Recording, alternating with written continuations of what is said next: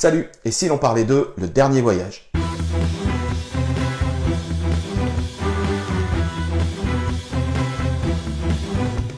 On y est. Après plus de 6 mois de fermeture, les cinémas réouvrent enfin le 19 mai. Et au-delà de cette annonce qui fait plaisir, la bonne nouvelle c'est que ce foutu virus n'aura pas ralenti l'engouement qui arrive en France sur le cinéma de genre. Entre la réouverture des cinémas ce mercredi et jusqu'à fin juin, c'est pas moins de 4 films de genre qui arrivent.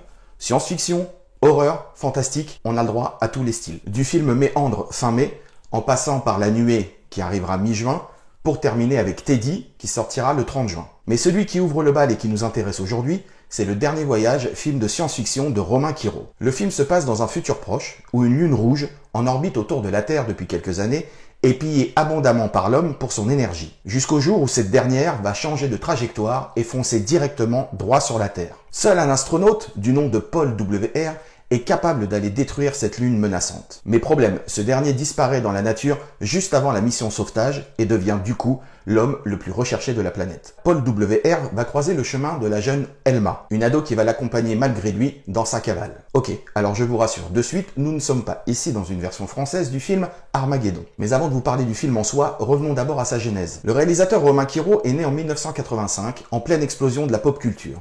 Et il a grandi avec les films de Steven Spielberg, George Lucas, Robert Zemeckis et tous les autres. D'ailleurs, il ne se cache pas en disant que Le Dernier Voyage est une ode à ces films-là. Dès l'âge de 10 ans, il commence à réaliser des films avec ses frères et sœurs. Puis sa passion grandit et au lycée, il continue, mais cette fois-ci avec ses potes. C'est à la fac de droit, où Romain s'ennuie, qu'il décide de répondre à une annonce pour un stage de montage. Et c'est en envoyant l'un de ses courts-métrages faits de briques et de broc avec ses potes qu'il est finalement retenu pour devenir stagiaire. De là, il va réaliser plusieurs publicités et clips vidéo. Il va ensuite remporter le concours Nikon avec le court-métrage Un vague souvenir. Puis c'est en 2015, en gagnant le Audi Talents Awards, qu'il va réussir à financer le court-métrage qui va tout changer. Le Dernier Voyage de l'énigmatique Paul W.R. Court qui sera même présélectionné aux Oscars. À cette époque, le casting est quasiment le même que le film Le Dernier Voyage, avec Hugo Becker déjà dans le rôle de Paul W.R. Et c'est enfin ce mercredi que sort ce très bon film français de science-fiction. Nous sommes ici dans un film aux inspirations multiples. Il y a un mélange de Blade Runner, Le Dernier Combat de Besson,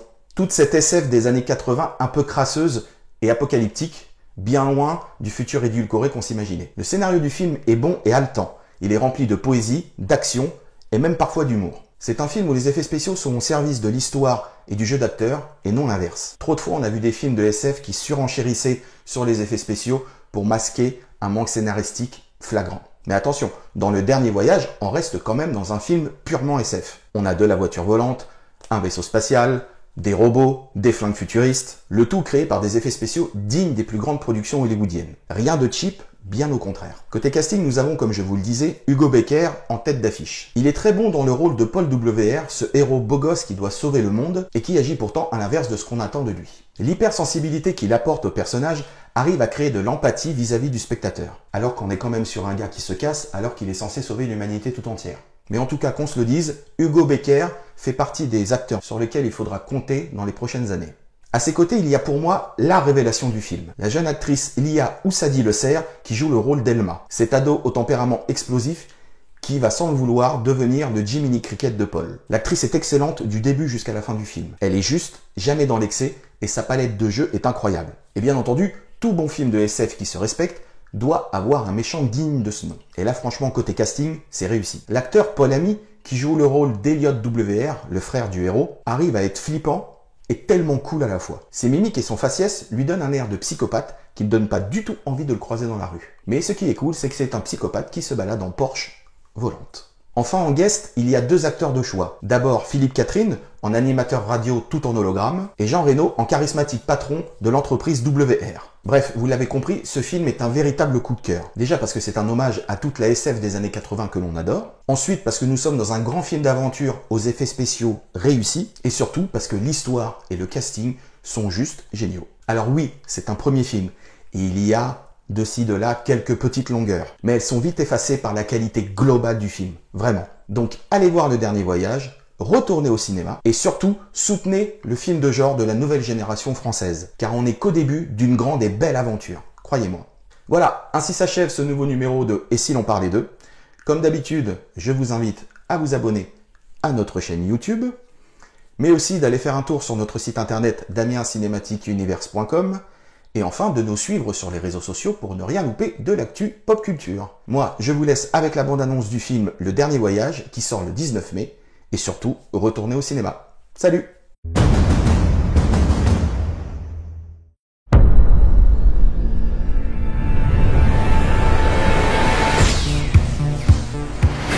Chaque jour, c'est le temps qui nous reste avant la fin du monde, les cocos. Nous sommes toujours sans nouvelles de Paul WR. Votre seul espoir face à la menace de la Lune Rouge s'est volatilisé. Aux infos, ils disent que vous êtes le seul qui pourrait nous sauver. Paul WR, c'est vous, pas vrai? Papa, Paul, qu'est-ce que tu viens faire? cette fois c'est à toi de me faire confiance. Tu peux pas rester avec moi, c'est trop dangereux. Si, je reste avec vous. Je vais le retrouver, papa. Salut, petit frère. Qu'est-ce qu'on fait? Laisse-moi réfléchir. Ça y est? Ça y est quoi? T'as réfléchi? Je crois que ça va pas te plaire.